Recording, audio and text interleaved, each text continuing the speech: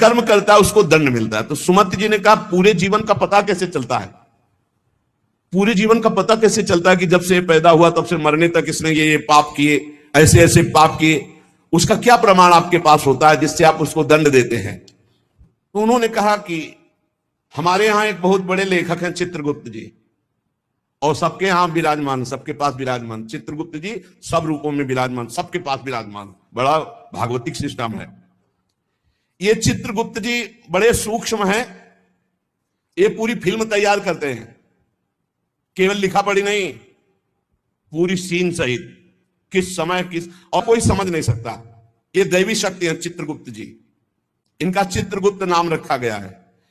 ये प्राणियों की पूरी सीन तैयार करते हैं, लिखित और सीन। ये आपने ऐसे, जैसे महाराज मांडव्य जी जब सूली की नहीं कटी, आपको कई बार सुनाया, तो यमराज जी दिया था, तो उनकी गुदा में सूली काट दी गई, निकली नहीं, पूरी सीन सहित चित्रगुप्त को। वहां कोई ये नहीं चलेगा कि एक भी बात का धोखा हो गया। ये निरंतर कर्मों को लिखते रहते हैं और मृत्यु के पश्चात यमराज के सामने प्रस्तुत कर देते हैं। और वो वही कौन है जिसमें चित्र सहित लिखा हुआ है? मन, तुम्हारे मन में ही है।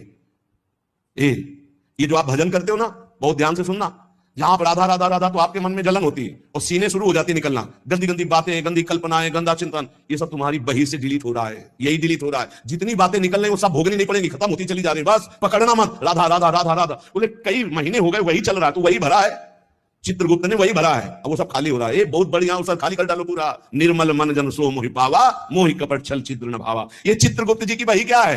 तुम्हारा मन, तुम्हारे मन में ही लिखते हैं और कहीं नहीं, उनका कोई अलग रजिस्टर नहीं है। वही मन जो पापाचरण सोचता है, करता है, उसी में लिख रहे हैं वो। बहुत सुंदर बात है, जो भजन करते हुए निकलते हैं ना, बिल्कुल डिलीट हो रहा है। इतना भजन करो पूरा खाली कर डालो जीवन।